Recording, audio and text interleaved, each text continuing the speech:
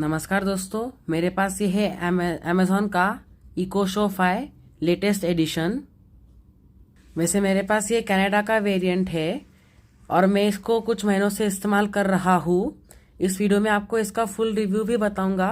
उसके साथ आपको ये भी पता चलेगा कि जो स्मार्ट डिवाइसेस है या फिर जो आईओटी हब्स है ये अभी कहाँ पे स्टैंड करते हैं, इनका कैसा है, क्या है और क्या सच में आपको ये लेने चाहिए भी या नहीं।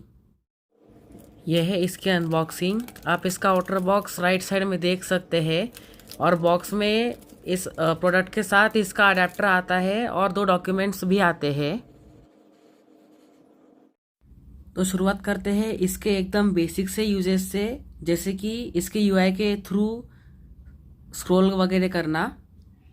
तो जब आप इसको डेली यूज़ करेंगे, इसको यहाँ वहाँ स्वाइप करेंगे, स्क्रॉल करेंगे, तब आपको पता चलेगा कि ये बहुत ही ज़्यादा लैग करता है और एक बहुत ही बेसिक सी डिस्प्ले है। इसके स्पेक्स मैंने नीचे डिस्क्रिप्शन में डाल के रखे हैं। इसका प्रोसेसर भी बहुत ज़्यादा ही वीक है। मतलब ये प्रोसेसर इतना ज़्यादा वीक है कि अगर हम इस पर एक ब्लूटूथ डिवाइस कनेक्ट करके रखेंगे तो वो भी सिर्फ 2 या 3 गाने तक चलेगा, उसके बाद ये उसको डिस्कनेक्ट कर देगा। उसके बाद अगर बात करें इसके स्पीकर की, तो इनमें थोड़ी बहुत डिटेल्स है पर इनमें कोई डेप्थ नहीं मिलेगी, कोई बास नहीं मिलेगा। इसमें मेजर फोकस वोकल्स पे ही रखा गया है। और एक चीज़ आप नोटिस करेंगे इसको इस्तेमाल करते समय, वो है कि ये बहुत ज़्यादा गर्म हो जाता है। जैसे अभी ही ये इसका डिस्प्ले बहुत ज़्यादा गर्म हो गया है। बाकी यहाँ पे ऊपर आपको जो बटन्स और फंक्शंस है वो आपको देख सकते हैं। ये वाला माइक बंद करने के लिए, ये वॉल्यूम को नीचे करने के लिए, ये वॉल्यूम को ऊपर करने के लिए, ये 2 माइक के होल्स है और ये कैमरा का प्राइवेसी शटर है।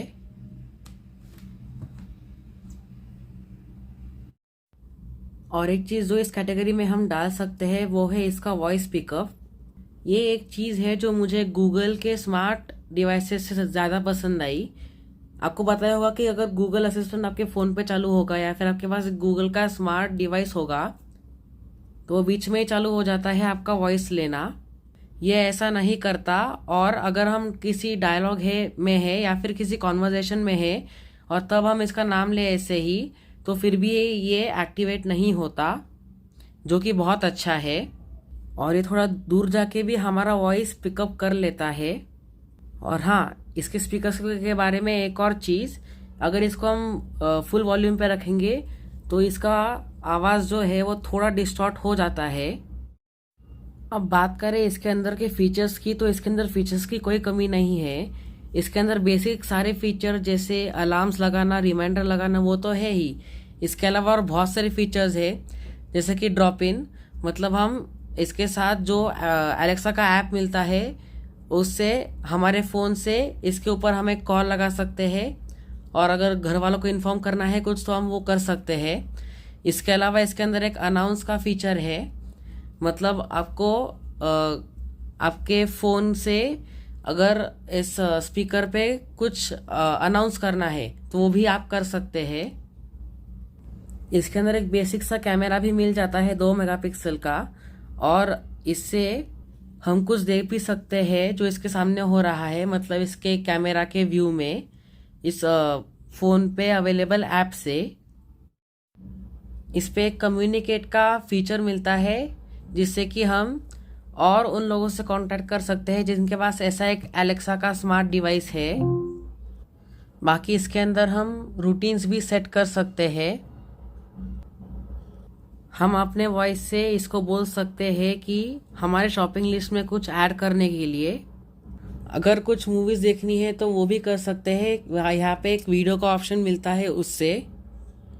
इसके अंदर हम जैसे देख सकते हैं प्राइम वीडियो है, नेटफ्लिक्स है और यूट्यूब है, पर ये यूट्यूब और बिंग ब्राउज़र में ओपन करता है। बाकी गाने तो हमारे वॉइस से तो ये लगा ही सकता है। डिस्प्ले की ब्राइटनेस इससे एडजस्ट कर सकते हैं। अब बात करें इसके डिस्प्ले के फीचर्स की, तो यहाँ पे सेटिंग्स में जाके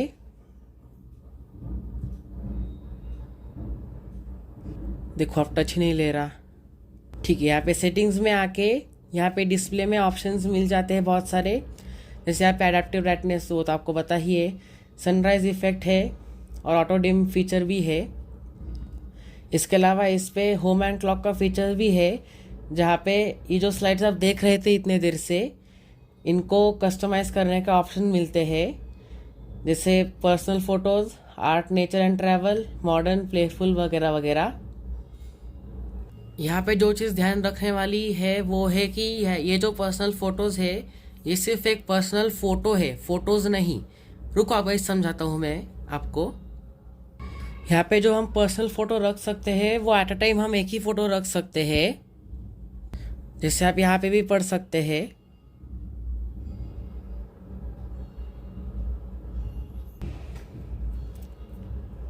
एक ही फ़ोटो रख सकते हैं, यही इसका सबसे बड़ा प्रॉब्लम है।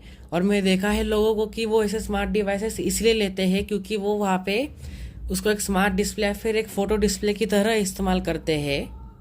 मैंने बहुत ढूंढा, बहुत बार गूगल किया, लोगों को पूछा, पर किसी भी तरीके से मैं ये नहीं जान पाया कि इसके अंदर मल्टीपल फ़ोटोज़ कैसे रख सकते हैं।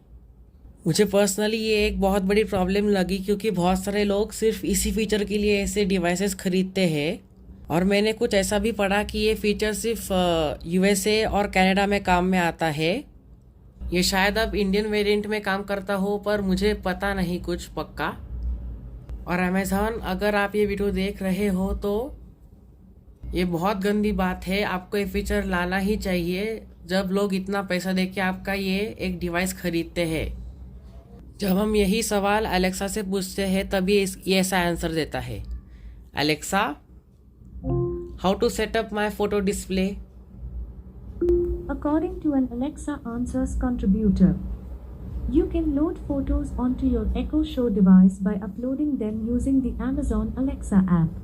Go to Devices, choose your Echo Show device, then in the Photo Display tab click Manage Photos.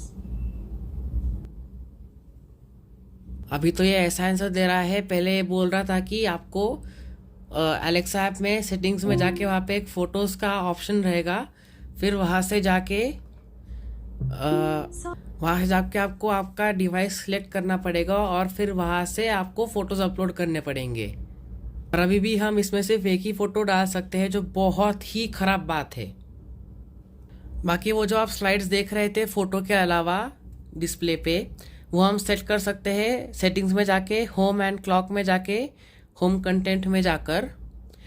यहाँ पे बाकी सारे आपको जॉनर दिख सकते हैं, इनमें से आप कौन सा भी लगा सकते हैं। ये स्पोर्ट्स के टीम भी सिलेक्ट करने का हमें ऑप्शन आता है एलेक्सा की ऐप के अंदर। अब बात करें इसके IoT हब की, तो यहाँ पे ऑप्शंस मिल जाते हैं डिवाइसेस ऐड करने के। हम यहाँ पे फ़ोन के एलेक्सा ऐप से भी ऐड कर सकते हैं। तो एज अ नॉर्मल कंज्यूमर अगर हम सोचें तो उसके पास जनरली कोई ऐसे स्मार्ट डिवाइसेस के साथ चलने वाले अप्लायंसेस या फिर इलेक्ट्रॉनिक्स नहीं रहते। तो मैं दुकान में जाके ढूंढने की कोशिश की एक स्मार्ट रेगुलेटर कितने का आता है, तो वो बोला कम से कम 4 से 5 हज़ार तो खर्चा आ ही जाएगा। तो ये एक नॉर्मल कंज्यूमर या फिर इस डिवाइस के प्राइस के हिसाब से भी बहुत ज़्यादा होता है। अगर आपके किसी अप्लायंस में जैसे फ़ैन हो गया, उसके अंदर बिल्ट इन एलेक्सा या फिर स्मार्ट डिवाइसेस का सपोर्ट आता है, तो फिर ये ऐड आप करना मैं सेंसिबल मानूंगा। वरना कोई सेंस नहीं बनता अगर आप ये खरीदने के बाद 4-5 हज़ार का एक स्मार्ट रेगुलेटर खरीदोगे। तो अगर मैं एक ओवरऑल वर्डिक्ट दूँ तो ये जो ऐसे डिवाइसेस है वो 99.5% यूज़र्स के लिए रिकमेंडेड ही नहीं है, बने ही नहीं है। उनके पास एक बहुत ही बड़ा घर हो और वहाँ पे घर के अंदर कम्युनिकेट करना हो अलग अलग रूम्स के अंदर, तो जैसे अनाउंस का फीचर है वगैरह, तो वहाँ पे ऐसे डिवाइसेस काम में आते हैं। मैंने अभी जो ड्रॉप इन वाला जो फीचर बताया, अगर वो आपके काम का है तो ही ये डिवाइस आपके काम का है। अगर आपके पास स्मार्ट डिवाइसेस पहले से पड़े हुए हैं, जैसे एक स्मार्ट फैन हो गया और ऐसे स्मार्ट अप्लायंसेस पड़े हुए हैं, और आपको उन सब को चलाने के लिए एक IoT हब चाहिए, तो फिर उस केस में ये सेंस बनाता है। बाकी तो मैंने जैसे आपको बताया, ये फ़ोटो डिस्प्ले का फीचर तो इसमें काम करता ही नहीं है। तो अगर वो होता तो इसकी प्राइस जो है वो भी थोड़ी जस्टिफाइड हो जाती। इसकी प्राइस यूजुअली 8 से 9 हज़ार कुछ तो रहती है, पर अभी सेल के चलते हुए 4,500 हो गई है। तो अभी आपको लेना चाहिए या नहीं? तो अभी जो मैंने जितने भी फीचर बताए, जितने भी यूज़ केसेस बताए, उनमें से अगर 3-4 फीचर्स, 3-4 यूज़ केसेस अगर आपको चाहिए, आपको नेसेसरी है, एकदम ही नेसेसरी है, मतलब गुड टू हैव नहीं, नेसेसरी टू हैव है, तो ही आप इसको खरीदिए। वरना ना ही इसका डिस्प्ले इतना अच्छा है और इतने स्पीकर्स इतने अच्छे हैं कि इस पे आप मूवीज़ देखो, वीडियोस देखो और गाने सुनो। और इसके अलावा इसको देखो तब केबल्स कनेक्ट रखना पड़ता है, इसके अंदर अपनी खुद की कोई बैटरी नहीं है। बाकी अगर आपको एकदम नेसेसरी है तो ही लीजिए, वरना मैंने आपको तो बताया था कि इसमें फ़ोटो डिस्प्ले काम नहीं करता है, तो आप वो सोच के खरीदने का प्लान कर रहे थे तो मत खरीदिए।